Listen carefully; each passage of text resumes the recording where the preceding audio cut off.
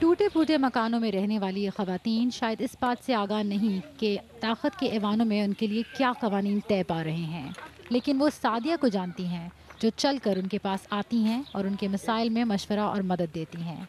کیونکہ ان کی مشکلات سعدیہ کی زندگی کی عکاسی کرتی ہیں۔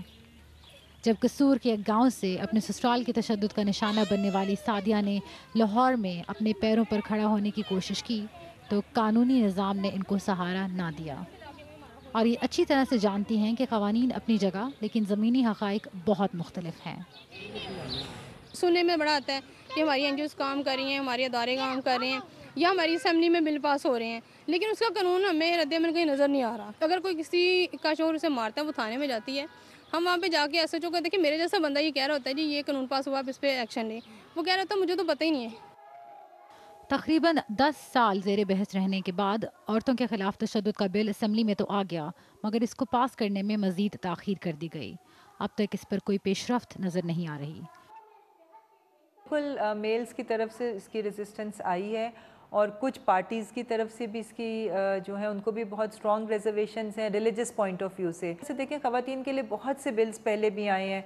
ہراسمنٹ ایٹ ورک پلیس کا بل آیا ہے، آنر کلنگز کے بل آئے ہیں، ایسڈ تھروئنگ کے بلز آئے ہیں، مگر وہ افیکٹو نہیں ہیں، اور یہ محل آن دا ریکارڈ موجود ہے کہ ان کی کتنی پنشمنٹس ہوئی ہیں، کتنی کنوکشنز ہوئی ہیں۔ دوسری جانب عورتوں کے خلاف تشدد کے واقعات بڑھ رہے ہیں۔ 2014 میں پنجاب میں 7,000 سے زائد کیس رپورٹ ہوئے جن میں اغوا اور گینگ ریپ کیسز حاوی تھے۔ اس سال کے شروع میں ہی 1400 سے زیادہ واقعات رپورٹ ہو چکے ہیں۔ جو گورنمنٹ ہے وہ اتنا کر سکتی ہے، اس کے بعد جو سوشل چینج ہے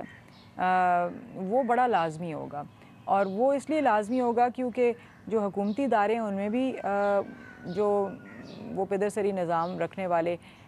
جو لوگ بیٹھے ہیں وہاں پہ بھی بیٹھے ہیں، گھر پہ بھی وہی پیٹریارکل قسم کا مائنڈ سیٹ ہے۔ دوسری جانب سعدیہ جیسی خواتین سمجھتی ہیں کہ حکومتی قانون سازی کو گراؤنڈ لیول پر کارآمد بنانے کا راستہ یہ بھی ہے کہ خواتین اپنے آپ کو معاشرے میں مستحکم کریں، اپنی جگہ بنائیں اور خود اپنے حقوق کے لیے آواز بلند کر سکیں۔ صبا اعتزاز، BBC نیوز، لاہور۔